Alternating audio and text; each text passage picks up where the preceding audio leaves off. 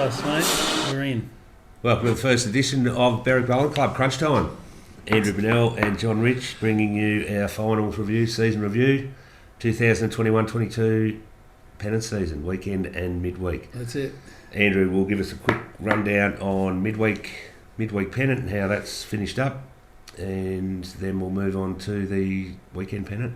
Okay, no worries. So the midweek teams finished up reasonably well. Berwick 1 went over to Croydon for the last game of their home and away season on Tuesday and got done by a shot. And that had a fairly profound effect on them. Had they won, they would have been in top spot. Losing by a shot, they dropped down to fourth. So that's set up a rematch with Croydon, back over at Croydon on Tuesday. So we wish the ones a reversal of their fortune next Tuesday. Very close competition over there. When you can drop down from first to fourth on one shot. Yeah. It's pretty profound. The twos finished in seventh spot, so that means that they will be relegated down to Divi 2 for next season. It'll probably be a little easier having the top two sides in the two top divisions rather than having two Divi 1 sides. It's pretty hard to compete. The third side finished in third spot. They've got their final against Dandenong Club 2 over at Dandenong Club next Tuesday. So we wish them well as well. The fourth side finished seventh, similarly to the second. They will be relegated to Division 4 for next season. So we'll have a side in 1, 2, 3 and 4. The fifth side finished on top, and the sixth side finished second. Now, they're both in the same section. There was a lot of sides drop out of the competition. Forfeits. With forfeits and with sides being registered initially that were then pulled out even before the season began, and then a couple during the season. And sadly, what's ended up happening there is that our fifth and sixth sides both ended up in the same section. The first side's got a home final against Parkdale, and the second side's got a home final against Black Rock on Tuesday. Be nice to see It'd be, well, if they both get up, then it's going to be a Berwick 1, Berwick 2 playoff for the section grand final. So that's a quick wrap on the midweek. There are a couple of games still to go tomorrow with the Thursday competition. Both sides will play in finals. The exact position that they'll end up in will depend on their results tomorrow, I think, yeah. We also had a call from Bowlesvik today. They've asked us to host the Division 4 and 5 finals next week. Right. So there's a good chance we'll have full greens next Tuesday and Thursday. So fabulous. Looking at playing midweek finals on Thursday, that could change to Friday possibly after talking to Jimmy.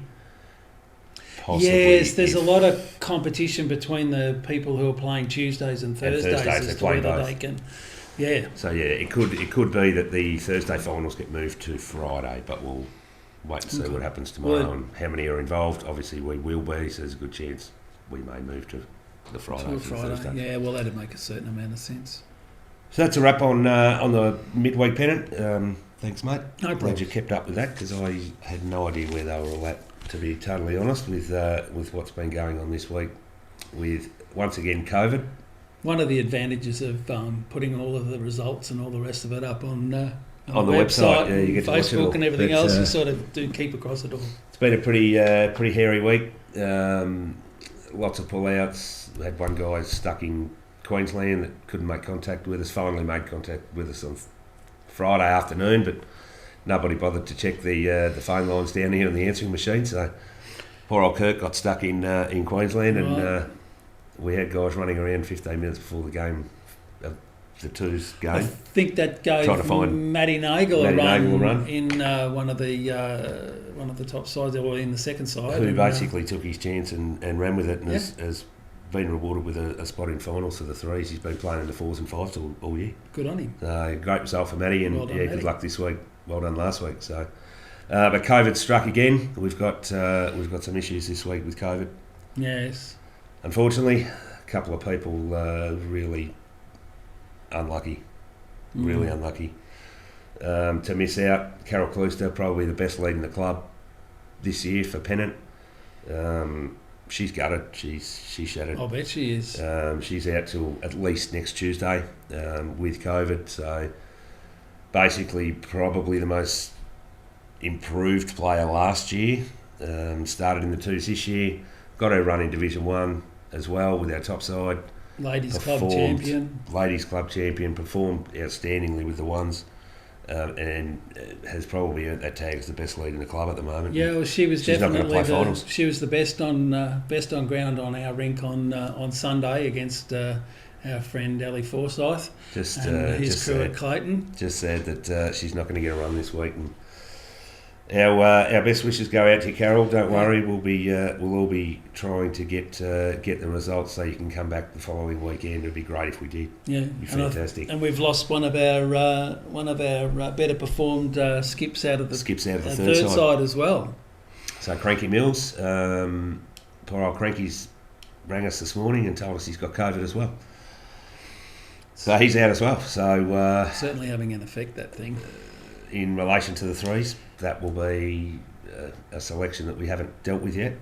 We're not sure what we're going to do with that yet. We haven't had time to get together and discuss that after last night's selection. So we'll stay tuned for the threes. There might be opportunities. Carl Lipinskis obviously come back from America recently.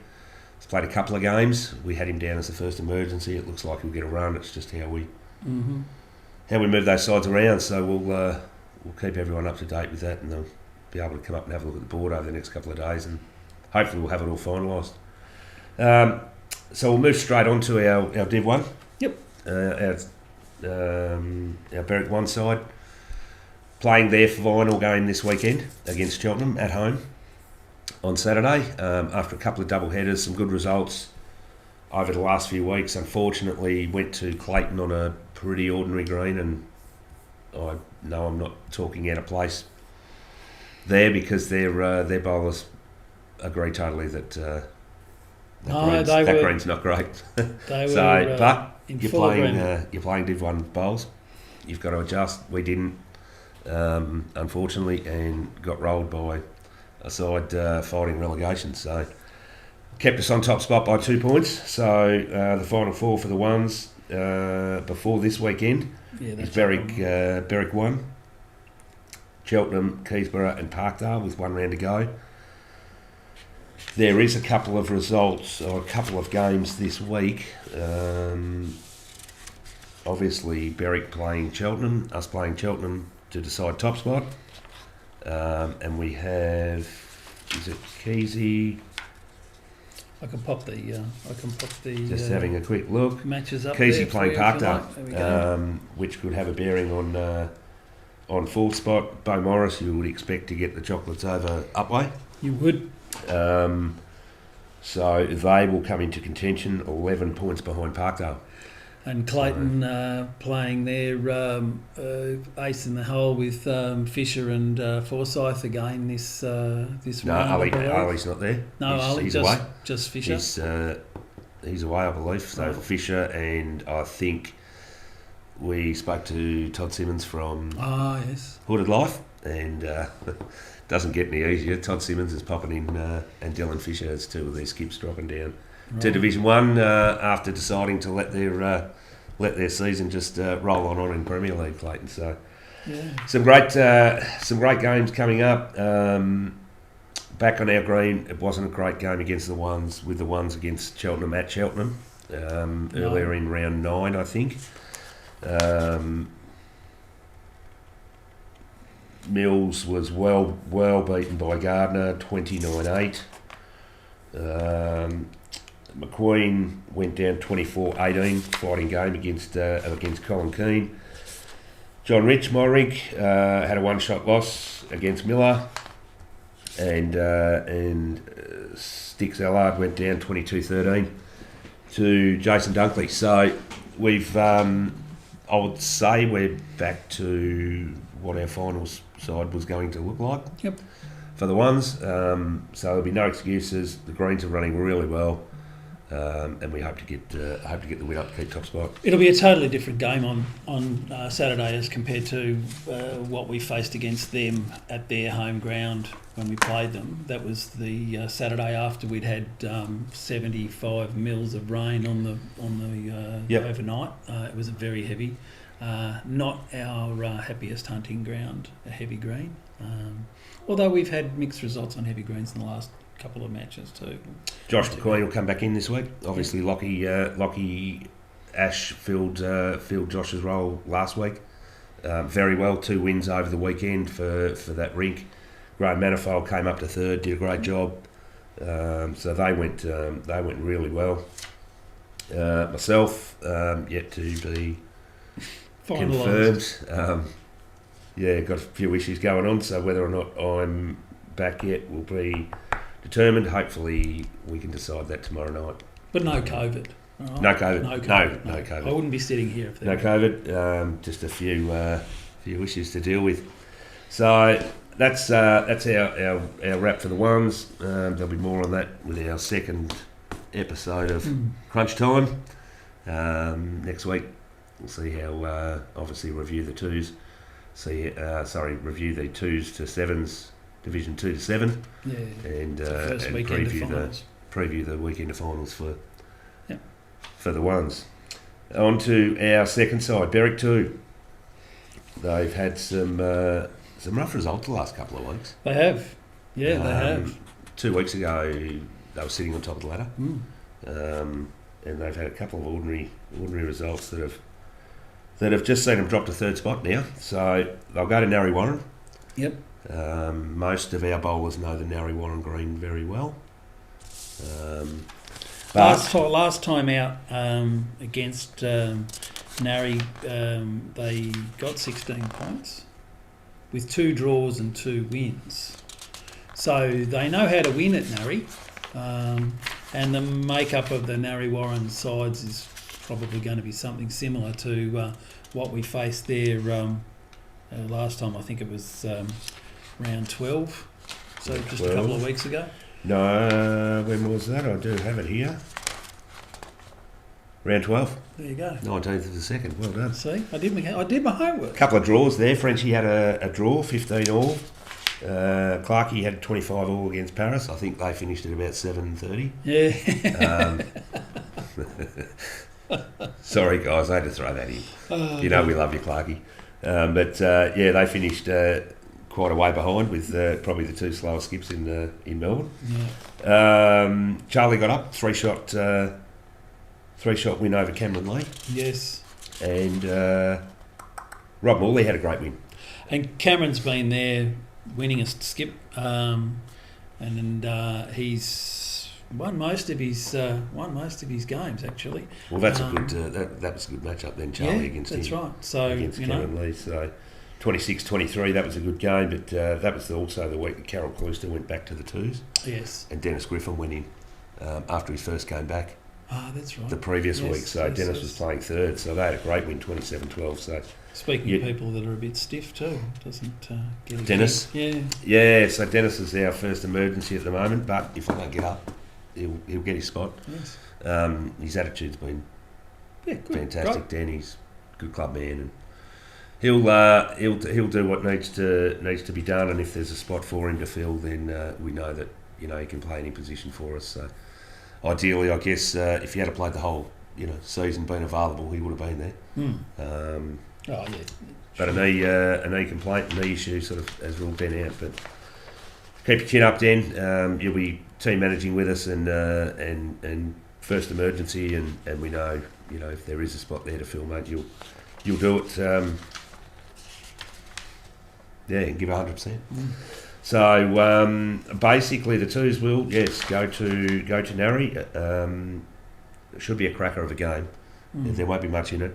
Dandy Club have got a host in Cranbourne, so those 4, you would think, I wouldn't even pick winners out of that. It's very tight competition. Dandy Club's been strong. Cranbourne have had their moments this year when they've smacked sides, including us at Cranbourne. In Narry, you're just never sure. I suspect that Dandenong Club's top side will be as strong as they can make it on Saturday. So that may be at the cost of their second side, but it'll depend on qualification and all those sorts of issues too. But I can't see Dandenong Club doing anything other than having the strongest possible top side in that other section. Which may give Cranbourne a little bit of solace in their first final. If the Twos do get up on Saturday, they'll be heading to Heathmont on Sunday to play the winner of Cranbourne and Dandenong. So you'll head over to Heathmont. Great club, great people, nice great greens. Good greens. Yep. I'm sure if Rocket's not playing somewhere, he'll look after everyone. Rocket, Maisie will be playing, obviously, but young Lucas. Yes. So great club, great people. They'll enjoy it over there, and best of luck to our Twos. Some changes, obviously, in selection this week with the Twos. Yes. Richard Benning's gone up with Carroll being out. We've moved Tommy Cantwell back to lead, right, where he played most of the year until probably the last 6 weeks, I suppose. He's been playing as a two. So Richard Benning, all the best, mate. You've been given an opportunity to go into the Twos this week. I hope you do really well for Frenchie and his rink. What else did we do? Kurt Oswald's obviously back. The guy that back, yeah. Poor old guy that got stuck in Queensland in the floods. He's back as well. He's gone back to Clarkey where he started the year. Yep. So a few positional changes, a few tweaks there, but good luck to the Twos, and we hope to see you at Heathmont on Sunday. Absolutely. All right. Great. On to our threes. Again, another side that through the season finished, or were holding top spot in the ladder for quite a few weeks. Chopping and changing with Hampton Park. Hampton Park did finish on top, 14 shots clear of us on 147. Shot difference and percentage isn't too different. No. So it's a pretty tight competition, the threes, with and quite tight shot differences, really. You know, when you're just over, not even up to 120. That's it. Yeah. You know, top three that sides proves just how close that competition is. 6%. Yeah. So Narry finished on 146 and Cranbourne RSL at 138. So Berwick will obviously host Narry Warren here on Saturday. Yes. Which is great for the club. Has got a few home finals. Hampton Park will host Cranbourne RSL. The winner of Saturday's games will head to Noble Park, whereas I think the Threes played last year, actually. I think they did. In their final on that miserable rainy day. Yes. Against Dandy Club. And look, they're not bad greens at Noble Park. They run reasonably true enough. They were a bit slow that week. Yeah. But we'd had a bit of rain, so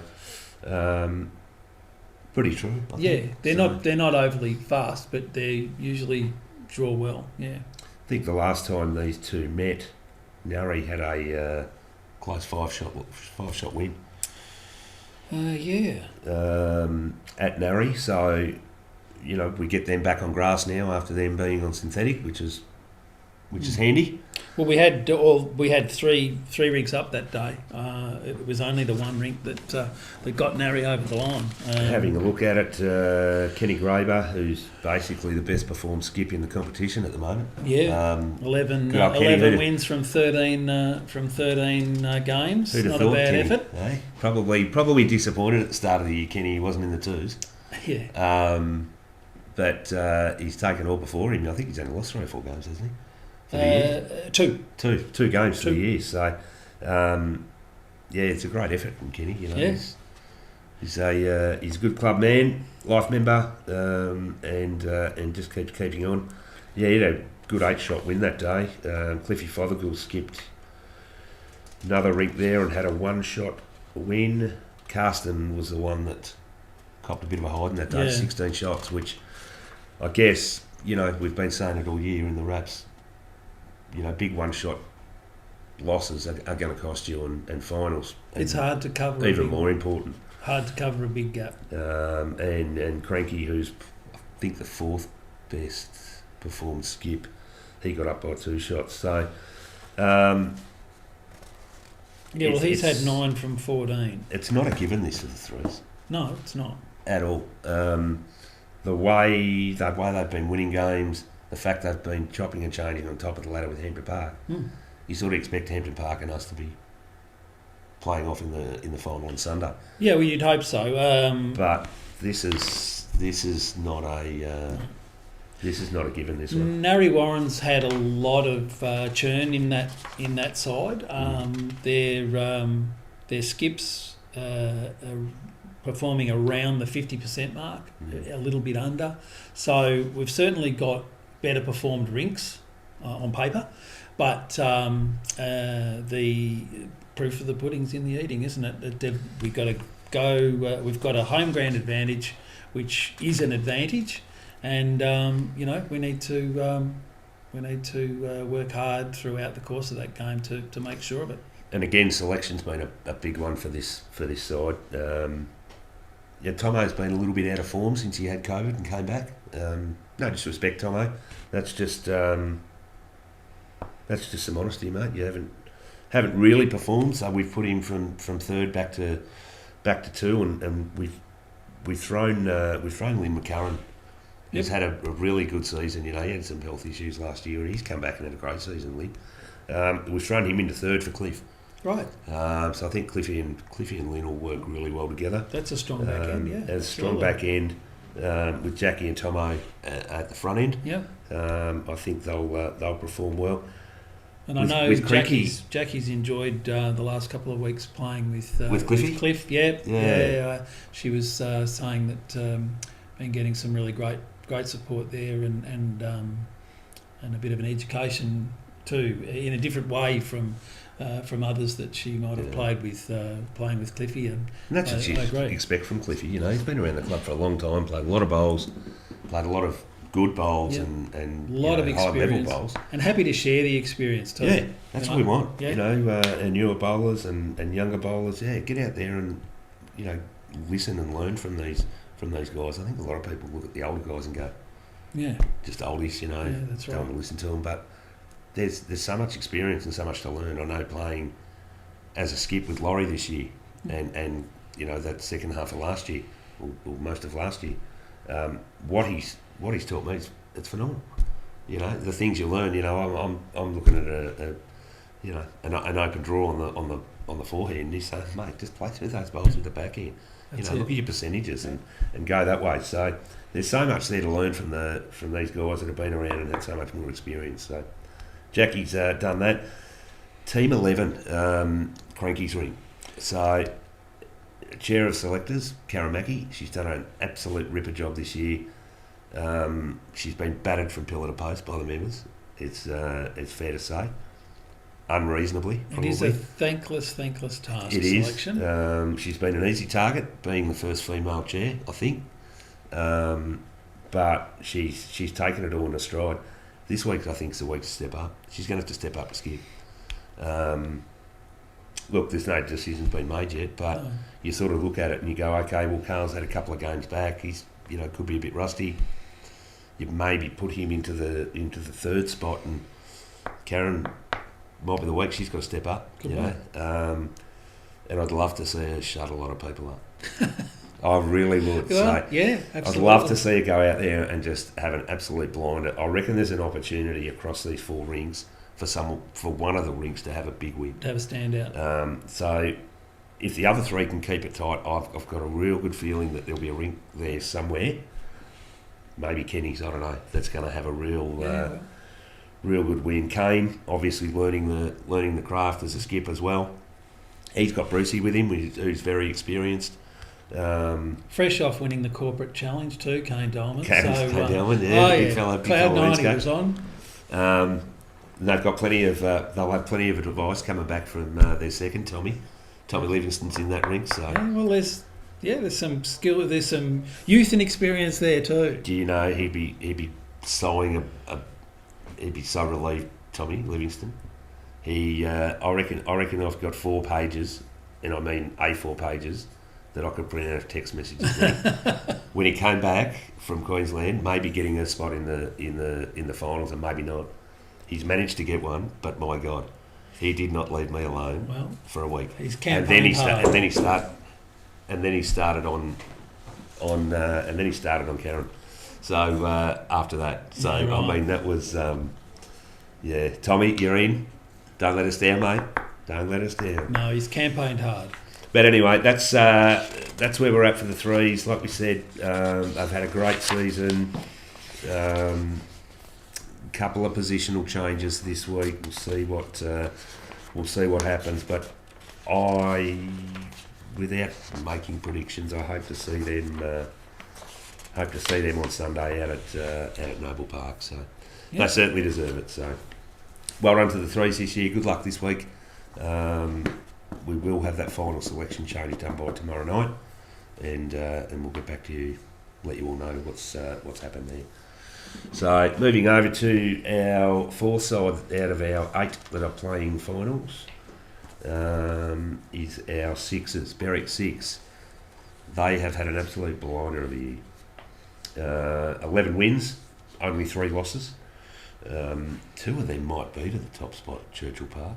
I think one of them at least. If not both. And I think Hampton, who they play this week, they narrowly lost to. So Berwick 6 will host Hampton 4 this week. Hampton 4, I went back and had a look the other night. I don't think they've lost a game since December. Sometime in December. They've been very strong. They started off in the latter half terribly. Of the season. They got smacked in the first 4 or 5 games, 4 or 5 weeks. They've come back and absolutely have turned it on. I did have a little bit of a look at a couple of statistics there across that one. Hampton 4 have had 68 different players. Wow. Now that's across the whole team. 68 is their player count. Berwick, on the other hand, 49. So both sides have had their fair share of movement. Given that we're talking about a 16-player side. The Sixers have had 49 players in the Sixers. We've had 11 skips, 16 threes, 10 twos, and 12 leads. And I would have thought that was one of the sides that we rarely touched. Yeah, and there you go. But Hampton, on the other hand, have had 68, no less than 14 skippers. Wow! Across the season. So now, who knows what you're going to get this week? Sixers. A lot of that churn was earlier on in the season, I believe. I didn't go that deep into it, but the Sixers have had their fair share of movement. But I guess that's been a reflection of COVID, of having to cover 8 sides. You know, we did choose to enter 8 sides in the end this year in weekend pennant, and that meant that in the 7s, 8s, 6s, there was a lot of change. There was quite a bit of movement, unfortunately, but I'd like to see how many. I'd like to know how many players we've played in the Sixers from, say, second round back from Christmas. I don't reckon there'd be many. I reckon we've hardly touched them after Christmas. That's probably true. They've been so solid. Yeah, I didn't go into the individual game by game. Yeah. Vaughan Smith, he's leading their skippers ladder by a mile. Yes. He's had a phenomenal year, Vaughan. Well, where are we? We're on the Sixers. Let's just we've got their and good old Pat Steer. Hey? Let's have a little quick. I was going to say, he couldn't be too far away from Pat Steer. We can have a quick squizzy. Oh no, Pat Steer's on top. Pat Steer's on top. Avril Steer. Well, Vaughan's dropped off the last couple of weeks. He must have had a couple of losses, did he? If we have a look at the skips, there we go. Look at that. There's 11 skips that Pat Steer's lost 1 game and Vaughan Smith has lost 2. 4. And drawn 2. Drawn 2. So he's only lost 2. He's You're only right. Lost 2. Yeah. But Pat's only lost 1. Yeah. So Pat started leading in the 8s this season. There you go. Back in November. Rob McGrath suggested he he'd take Avril and go and skip and 2 rounds in. Combine them. As the back end, and he's killed it. The steer power couple. Again, it's probably, along with Clarkey, the slowest rink in the club. But that's all right, Pat. You're winning, mate. You're winning. Right. So keep up the good work. If the Sixers do get up on the weekend over Hampton, they'll play at Beaumaris on Sunday. Right. And I would pretty much put my money on Churchill Park beating Edith Farm. So I think whoever wins this, and I hope people from Hampton don't see this. If you do, I apologise. But I feel the Sixers will win and will win well.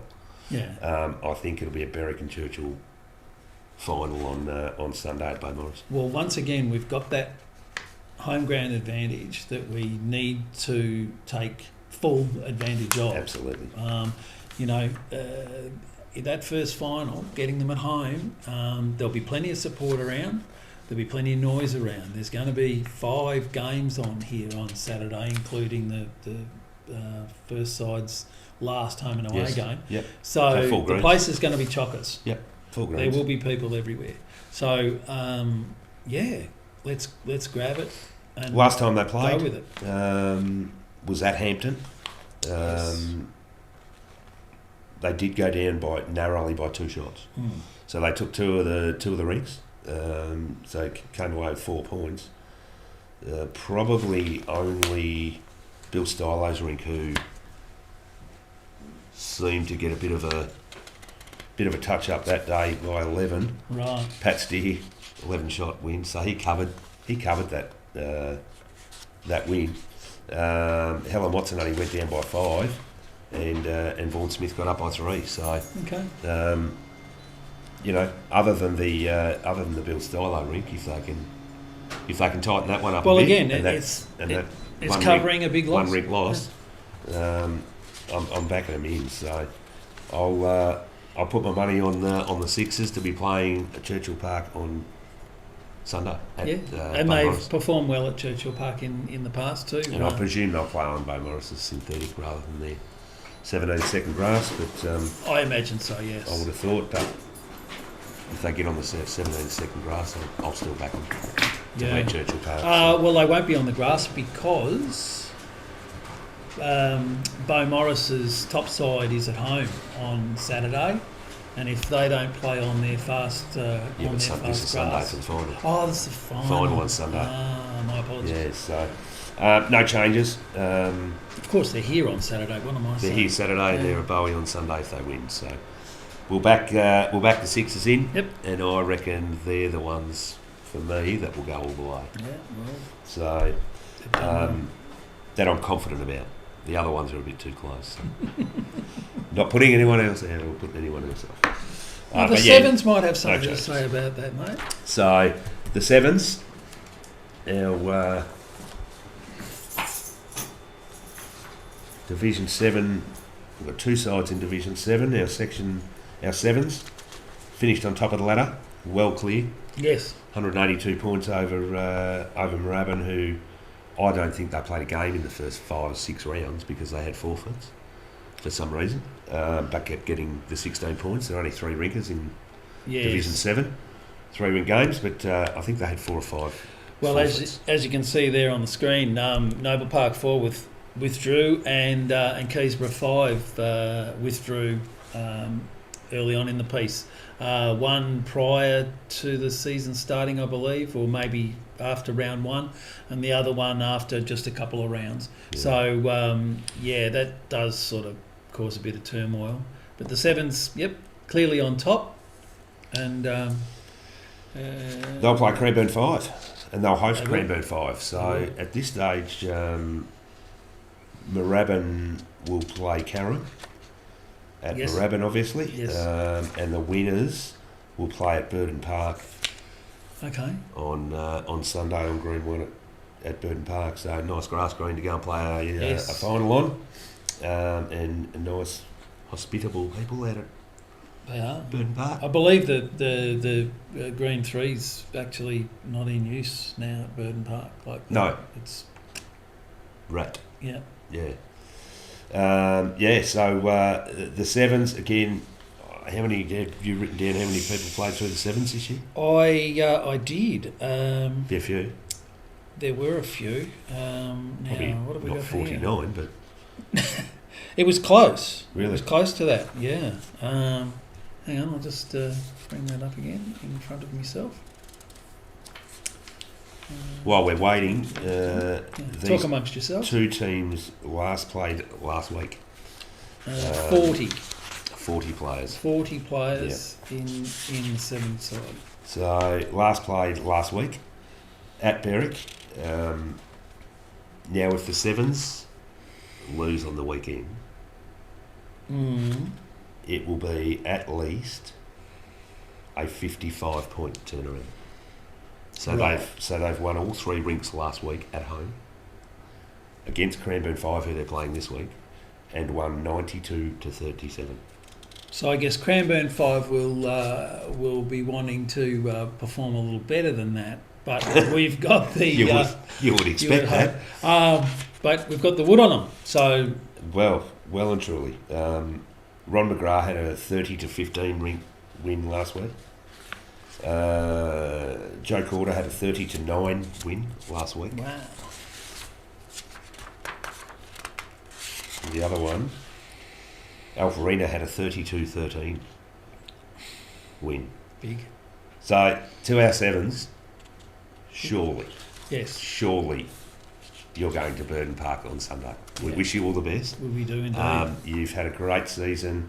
It's great to see our lower sides this year getting opportunities to play finals. Yeah. Because the last few years, it hasn't happened. From my memory, other than the sixth side. The sixth maybe side's the fifth or the sixth sides had a finals appearance here or there. Yeah, but the sevens and eights, no.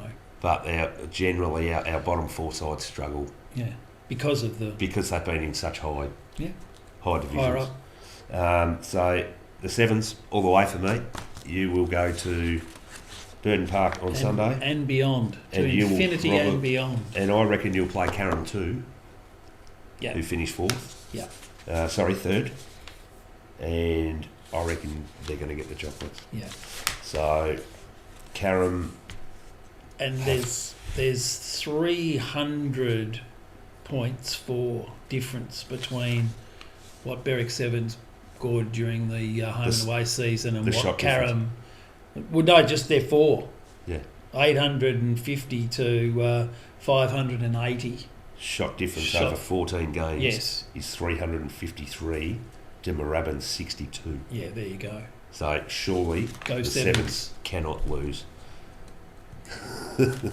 I'll tell you what, if you do, it'll be fabulous. Gut-wrenching. Absolutely gut-wrenching. But sevens all the way to play Carrum on Sunday at Burden Park and come away with the flag. So 6 is to get into the grand final, 7's to win it. Yep. That's my prediction. Right. All right, we move on to our 8th. And again, here we go. So this will be our 6th side out of 8 sides on weekends that will play finals this year. Our ones will play finals. They can't be knocked out of finals, even with a loss this weekend. No. But 6 out of 8 sides playing finals. We don't want a loss this weekend, John. It's fantastic. So, our 8. So, Berwick 8. 10 wins, 3 losses and a draw for the season. So, only 3 losses. Shot difference is the best out of all, and percentage is the best out of the top 4. Yep. Finished on 163 points, is 3 points behind. 4 points out of top spot. Parkdale. So, obviously Parkdale will host Brighton Beach too, at Parkdale. And we will host Beaumaris 5 here on Saturday. The winners will also play at Burden Park on Sunday. Of course they will, because they're going to play each other. Okay, so what I said about the sevens... No, I don't think they do. Yes, they will. They're in the same section.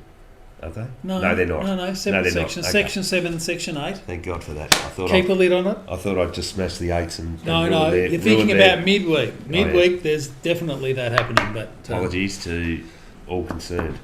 The 8s will also go to Burden Park and play on Sunday if they win. And they are most likely going to play against Parkdale. I mean, the performance difference between the Parkdale side and Brighton Beach, who they take on in the first final. I don't know. I mean, the last time Berwick and Bowie played, Bowie won. Bowie beat us. Yes. They both beat us by 6 shots, so at Berwick. Oh, right, okay. I think that was the day we may have put them down on the grass. Well, then we better not put them down on the grass. I think put the sevens down there. Close game, 2-shot loss to Bob Orr, a 2-shot win to Bob Orr, 3-shot win to Tom McGrath, and again, it's that one. It's the biggie. That one rink lost by 11 shots. 11 shots. So yeah. If you can keep them under double figures, those rink losses, yep. I reckon you're so close to to getting. If you get 2 or 3 rinks up, keep your losses, your rink losses into single figures. You're going to be a real good chance to have a win. And so this is a tough game for the Eights. They've had some great wins, some absolute thrashings. They've thrashed sides this year, but when it comes to Parkdale and Beaumaris, it's been a little bit closer. It's been a bit closer. So, no predictions from me. No, well, I would have thought. Are you willing? About the Eights, no, it's going to be a tight tussle. I think the one prediction that I could make in that section is that Parkdale will go to Burton Park. Excuse me. Can't see Parkdale being done by Brighton Beach. No, me either. They had six losses, 6 losses and a draw. 40 points behind them. Yeah. On the ladder, absolutely. and 50 shot difference as well. So you wouldn't expect it. It is finals. It is finals. That's right. So stranger things have happened. Beaumaris will be used to coming out here and performing well, so they'll come out here with some confidence. Yep. And I think our structure for Sunday, as far as our rinks, is a little bit different from what it was last Saturday. time they met. Yeah, it is. And people have had to miss out. Like, we had the quarters come in from San Remo. They came over from San Remo, new bowlers. Certainly not 7s or 8s material. No, playing better than that. But obviously sides were performing at the time that they came in. We didn't know a lot about them. We put them in the lower sides. Next year, you'd expect them to be playing in the 3s and the 4s. Yeah. They're at least starting there. They performed really well. So Joe, he'll skip again this week. Sheila, we've actually left Sheila out this week, and it's more so, coming back to that club culture of rather than individuals, and that club first mentality of putting the people in that have got them to this point. And unfortunately, for Sheila's selection this week, it just meant that we unfortunately had to leave her out. Leon Keel's a first emergency as well. Right. So Leon may get an opportunity if something happens between now and the weekend. He's qualified his 6 games, but we also left him out. Yeah, look, Leon's done a great job coming along and helping us out, particularly before Christmas, when we were battling with players, particularly in that 8 side, looking at how can we fill this rink. We didn't. I don't think we offered a forfeit up at all during the during the season when many others did. We didn't even put up a 3-person rink. And we certainly battled. Not me personally, but the selection team certainly battled prior to Christmas on a number of occasions to fill both the 7 and the 8 side. A lot of bankers stepped up. People like Leon stepped up. Blake Keel came in and played a game or 2. Stevie Wakeman came back. Wakeman came back and played a game. We'll come back some fun. All those guys who weren't actually going to play this season, and we really appreciate the effort from them. And people like Mary McDermott yes. in the 8s, like she and Tom, they both started off the season. I'll put me down as an emergency. Yeah. We won't, we won't play every week. I think Mary's played 14. I think Mary's played a few. She's played 10 or 12 games or something, and Tom's played nearly 14. So it just goes to show the depth of the club, the attitude of the members at the club, for how we're putting our week in Pennant together. Certainly been a selector's policy of club first and club culture first, rather than individuals. We know that there's people disappointed out there. There's always going to be people disappointed. It's a individual. It's team sport, but there's not too many team sports that each person within that side gets 25%. No. Equal chance to put their effort in. Footy game, you might touch the ball 3 times. That's right. Might touch it 50. Everybody's got 42 bowls on Saturday. Absolutely. So it starts to become a bit more individual in that sense that people have opinions on others, rather than concentrating on their own form and their opinion about themselves. So it's a tough gig. First time I've done it this year. Being part of selection for Karen, she's done an amazing job. She's run a tight ship, mate. She is all over it. So she's done a really good job. But from a selection point of view, working with the other 4 selectors, I think we've done it well. We've got 6 sides out of 8 playing finals. Yeah, I think that's a fabulous effort. Which I can't remember the last time we had that sort of ratio of teams in finals. It's been a few years. Last year we did okay. But yeah, pat on the back to the other selectors as well. Yeah. We've stuck to that club first and our club culture policy, and it seems to have paid off, and generally the majority happy. Yeah, well look, both selection teams have done a fabulous job in my opinion, and I'm sure that there are many others out there in the membership that would agree. And both teams deserve a big thanks. I mean, the midweek team's going to have 6 sides playing in finals. The weekend team has got 6 sides playing in finals. I think that's an outstanding effort. It's been difficult. COVID has made things twice as difficult in many ways, whether it's just managing your way around the expectations that we had to adhere to, particularly early on with COVID, the lateness of the season, double headers for the top side, the list goes on and on. So both selection teams deserve our thanks. Absolutely. So on behalf of the membership, thanks. The 4s and the 5s. They're the 2 sides that didn't play finals. Our 4s only had 4 wins, 2 draws. Unfortunately, had 8 losses. Started like a house on fire, the 4s. This year came out strong. We thought they were going to be a real hope up to Christmas. Again, selection, availability, COVID, all those things started. The unavailability some weeks. I think it was 32, 34, 36 people unavailable. So it makes it pretty hard to select consistent sides, but it did show that the depth of the club is going quite well. To be able to bring players from our 4s and 5s into our 4s, 3s, 2s to fill spots and perform well enough to keep those top 3 sides in the top 3 or 4. Yes. It was just amazing. So, and once again, 48 people were selected to play in the 4th side throughout the course of the season. It looks like Ted and Cheryl played 13 games for the 4s, and they're the only 2 people, and no one has played all 14 games in the 4s. So, and that's a reflection of where we are, trying to select and probably also, to be fair, balancing the requirements further up in side 1 and side 2 and side 3. And side 4 tends to bear the brunt of that, side 4 and side 5, where you've got good players that have got some skills moving around to cover gaps in the 3s, 2s, and on up.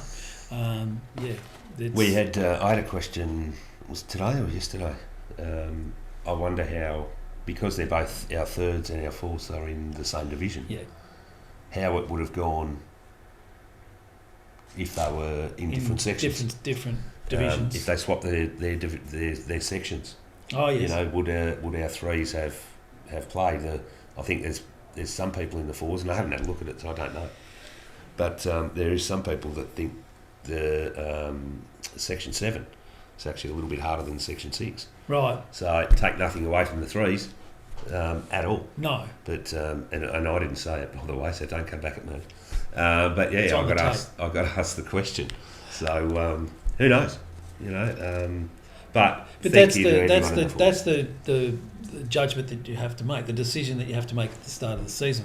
Where do we perceive to be the best place to put when you've got put our third side? When you've got two sides in the same division, it's also a good reflection on just how tough it is when you do have two sides in the same division. In the same division, yeah. It's hard. Yeah. You know, I reflect back a couple of years when we had three sides in Division 2. Yeah, that was awful. Crazy.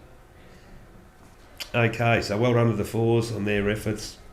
Our fives, poor old fives, I don't think they got a win till February. So they struggled all year, the fives. Again, going into a reasonably high division for our fifth side. So, you know, that's our bowlers, from 64 to 86. Yes. 90. You know, playing up against clubs, you know, Churchill Waverley 1, Burton Park 2. Although Burton Park 2 is... Upway 2. Excuse me. So, you know, they're playing against... Dandenong Club 3. Dandy Club 3, who's pretty strong. Upway 2, Mulgrave 4, Narry 3.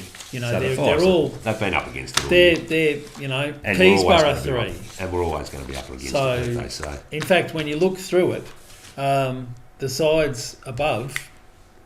You know, we've got the first side, the third side a couple of times, the second and the fourth side. So there's no other fifth side in that group. In that division. So they're always going to be up against it. But you know what? Again, they've enjoyed their bowls. They've gone out there. We haven't heard from them. They haven't whinged. They haven't bitched. They haven't complained. They go out every week. They just play their game and they enjoy it. They support the fours. They support the threes. We've had others from the 7s and 8s come up and play games there to support them. So again, great club culture, great team culture, and well done to the fives. Tough year, but you know you'll be relegated next year like everyone else. They'll be in Division 5. So you know there's only a few sides that won't be relegated this year, I think. Oh, there's a lot of movement, particularly lower down. I think the 6A, where the 7s are, or the 6s are, no one goes anywhere, I don't think, apart from the and winner. I think there's might go somewhere. I think on the computer. I think there's enough.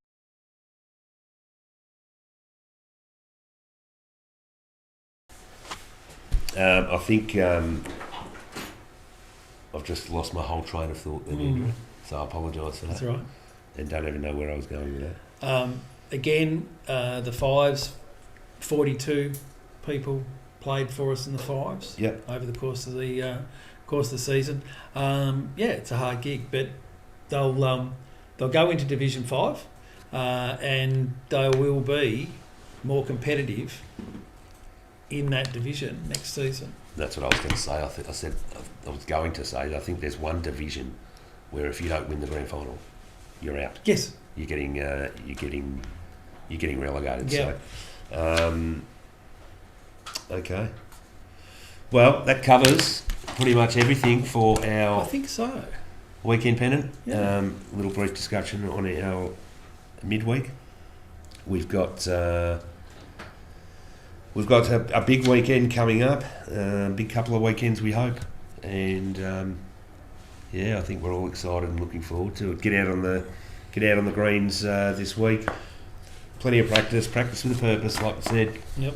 And put our best foot forward come Saturday, and hopefully Sunday for 4 of the sides that are playing finals this weekend. Finals. Thanks to Clyde, Lotto and Gifts. You want to run that past me again? No, you do it. Clyde, Lotto and Gibbs, the wonderful Keel family. Where are they located? They are at the Shopping on Clyde Road. The little shopping centre there near the roundabout of Clyde Road and Cranbourne Road, I should say. They're on Cranbourne Road, not Clyde Road.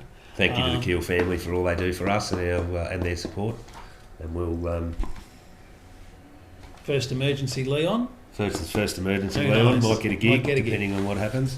But, so we'll come back next week and we'll do a wrap up of the weekend that was, and look forward to the Division 1 final. First final. The following week. So that's all from Andrew and JR on Crunch Time. That's it. Thanks very much. See you next week for our second episode of Crunch Time. All right, mate.